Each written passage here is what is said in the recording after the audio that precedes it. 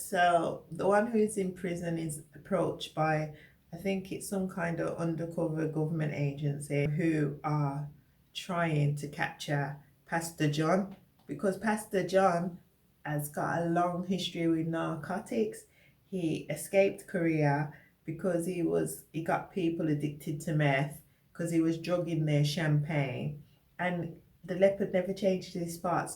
So he's out there doing the same in Suriname, but this time he's doing it under the guise of a church, and he's got his congregation, and his congregation are more or less a kind of cult because he's got them brainwashed and hooked on drugs as well.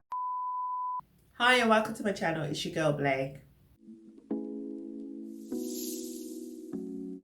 I recently did a reaction video to Narco Saints episode 1, which I'm yet to upload, but I've completed this series because I watched it on the same day, actually, all 6 episodes. And one of my mates did say that she thought it was better than Squid Games, although I disagree. I disagree. I enjoyed it.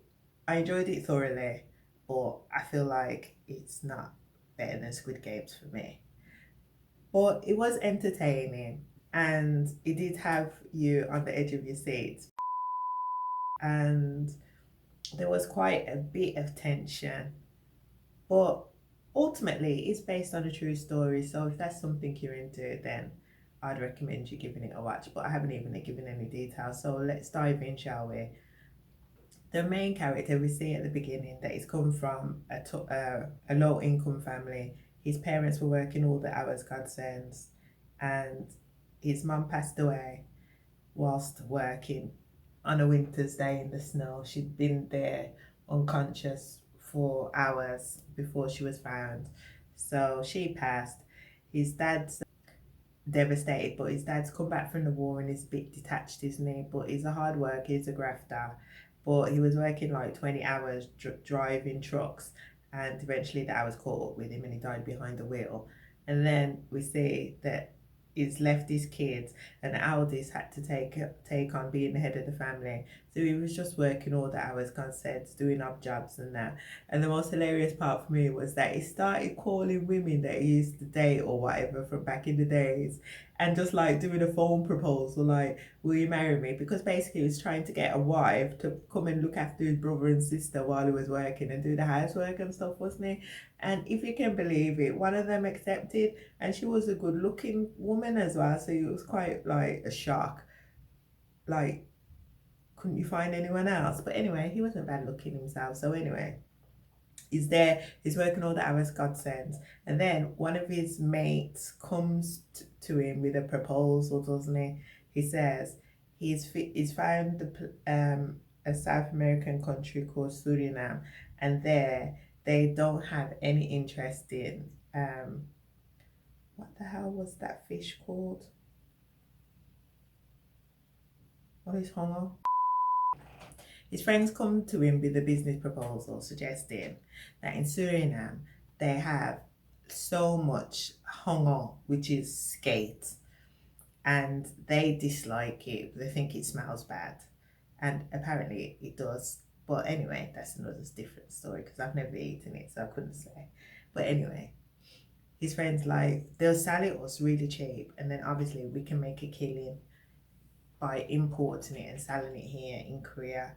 So he goes ahead against his wife's intuition. His wife's against the business proposal, but he goes ahead, he sells all his businesses, what he's doing, and he goes out there to Suriname, and lo and behold, the skate is real, the factory's up and running.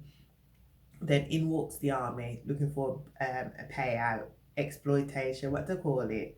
Extortion. Oh my god, that looks so bad on camera. I burnt my hand, didn't I? Do you know, I burnt my hand from the steam from the kettle. Just peeled it right off. But anyway, I'll try not to show that. It's like a horror show.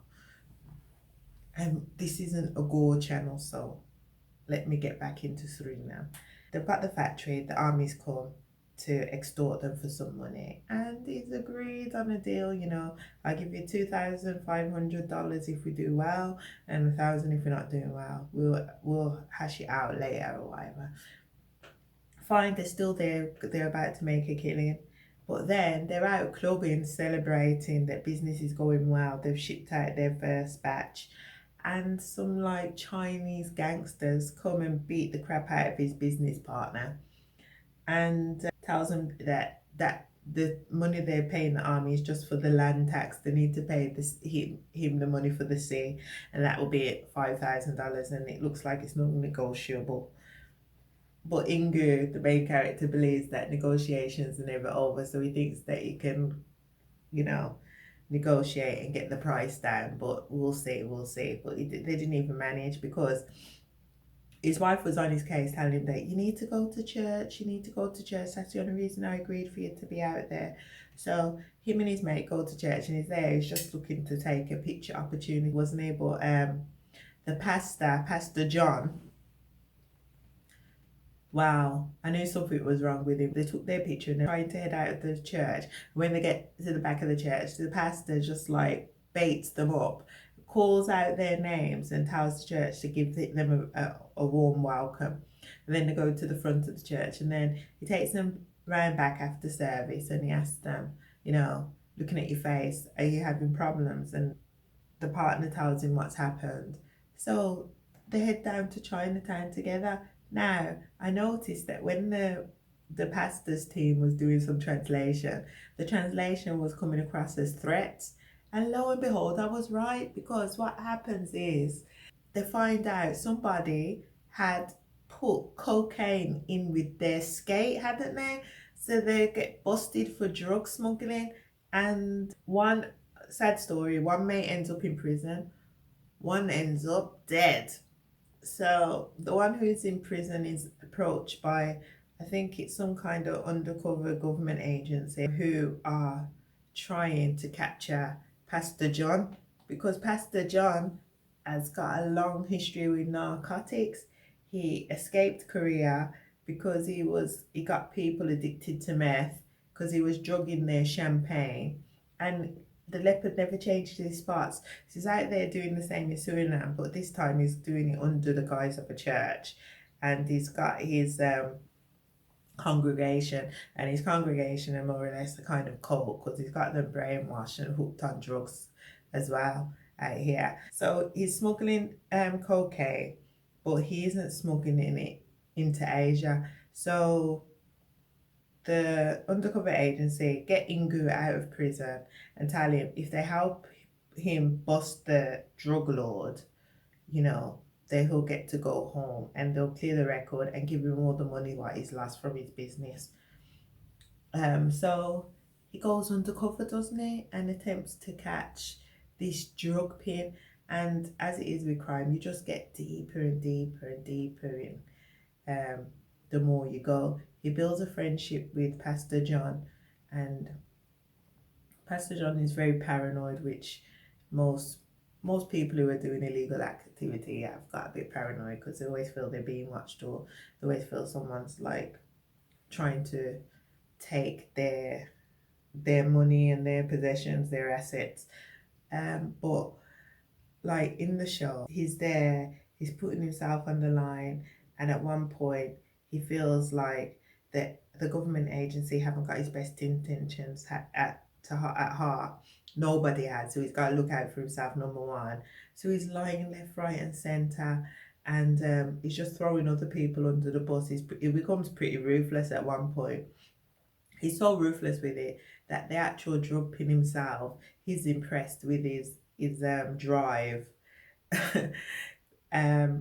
So he makes him an offer to take over or join him in the business, and shows him that he's eventually trying to grow cocaine in Suriname. But I think one of the most like unbelievable facts about this case, well, actually it's a true story, but one of the most interesting revelations was that they've got the president of Suriname in his pocket.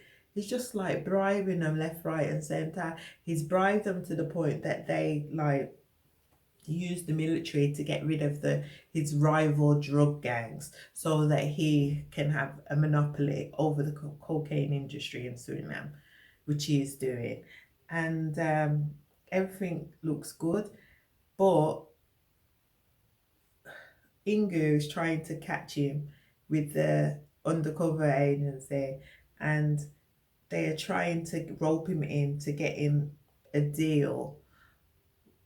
I think it was with Puerto Rico, but the president of Suriname told him that under no circumstances is he to try to export drugs to America, because once the DEA get involved, it's over. So he was kind of reluctant to do any dealings with Puerto Rico because apparently it's an American territory. That's what they were saying in this drama. I don't know that geopolitics, so forgive me if I'm incorrect. But anyway, that's what that's what they did. So they tried to cut off all other like alternatives to him to make it that he has no choice but to go and make the deal to smuggle to Puerto Rico, which he reluctantly does. And in doing so, is his downfall rate basically he gets raided. But I think one of the things what I have to say here, the undercover, the guy working with the undercover agency, he was really annoying because like I think he was trying to be undercover, so he was trying to put on a demeanor or whatever, and he just kept like trying to cough up phlegm in front of everyone and just spit it everywhere, and it really irked me. Actually, I'm surprised none of them actually said anything about it because it's really rude, isn't it? I don't know if he thought that's just something that gangsters do, so that's what he did. But anyway, it was just something that pissed me off about the show. The constant, whenever he meets new people or he's got a business meeting, trying to like cough up phlegm and spit it in the ashtray, spit it on the floor in front of them. Just no, sir. No. Go to the toilet and do what you need to do, but you just don't be doing that in front of new people. Like, it's the rudest thing. I think if someone did that to me, I just wouldn't have anything to do with them. I wouldn't do any business with them. Never. Like, so no, no. But anyway, this was the show. Um, there's only 6 episodes, so it's an easy watch. I don't really think it's the best drug related drama that I've watched. And given the high caliber of actors, I think it did fall a little bit flat. I don't know if it was like lack of tension building or something like that, because my heart wasn't like in my throat constantly while watching this show in comparison to when I watched The Modern Family, because when I was watching that, I did feel like I was on a roller coaster ride. I did feel like I could feel my heart bumping out of my chest, and I was like, what's he gonna do next? What's he gonna do next? But with this one, I think maybe the pacing was off or something, because it just didn't, I didn't find it as thrilling basically. I didn't find it as thrilling as I thought I would. But that said, it's still a decent watch. So would I say watch Narco Saints? I would say, yeah, it's only 6 episodes. That's child's play for me. I watched that in a day. It's nothing. But I wouldn't say that you gotta watch it by any means necessary and give it 5 out of 5 stars, because I'm not gonna do that. I think I'd give it 3.5. Yeah, I don't really think it's worth 4 stars. Even though the acting's really good, there's something missing. And yeah, it's apparent. If you watch it, you'll feel that maybe something is missing. But like I said, it's better than average. Maybe 3.5, 3.75. But yeah, I'm not giving it 4. And if you've watched Suriname, or aka Narco Saints, what did you think of Narco Saints? Did you enjoy it? Let me know in the comments. And if anything I said today resonated with you, just like and subscribe to the channel. And I'll see you on the next one. Ciao, annyeong.